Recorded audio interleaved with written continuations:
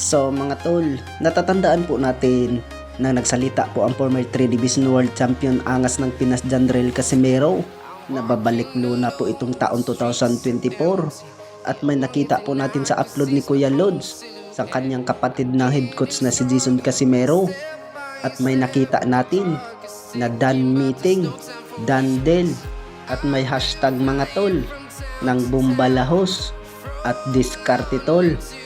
Baka hindi po nila binabanggit mga tol kung sino po ang makakalaban po ng angas ng Pinas Janrel Casimero at usap-usapin ay lalaban daw sa world title fight po ang angas ng Pinas. Bukod dyan ay nagkita po sila sa kanyang promoter ng Treasure Boxing Promotion na si Masayuki Ito sa Combate 16 sa Cebu City dahil sa boxing event po.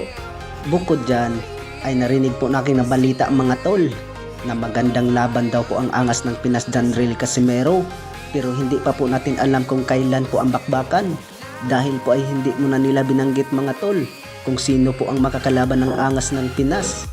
At dagdag pa nga ni stretch doon mga tol ng may-ari po ng Legal Kamao Boxing Gym ay magulat daw tayo kung sino ang makakalaban ng angas ng Pinas Janrel Casimero.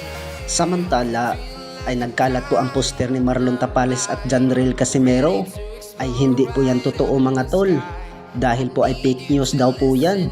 Bukod dyan ay marami ding nagkagusto mga tol na maglaban po ang ating dalawang pambato na si Marlon Tapales at Janrel Casimero para daw makikita kung sino daw ang matibay. Bukod dyan ay marami ding humayaw mga tol na wag palabanin daw po ang parehong Pinoy, kung maglaban daw mga tol ay ibang lahi na lang daw.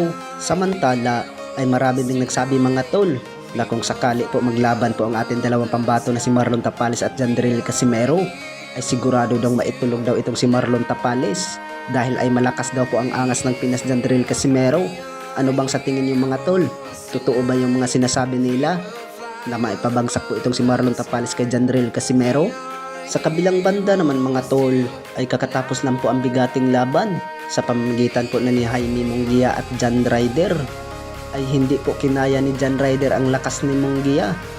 Ay 4 na bisis po pinabagsak itong si John Ryder mga tol. Bukod dyan, pagdating po sa round 9 ay doon na talaga ay hindi na kinaya po ni John Ryder. Ay hindi na po kayang tumayo mga tol. Nakuha po ang panalo ni Munguia by round 9 technical knockout.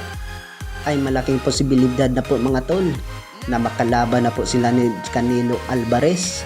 Bukod dyan ay nananatili pa rin itong si Jaime Munguia ng walang talo at may kartada itong mga tol ng 43-0. Ano kaya sa tingin nyo mga tol kung maglaban na po sila ni Canelo Alvarez? Kaya bang patulugin ni Munguia itong si Alvarez?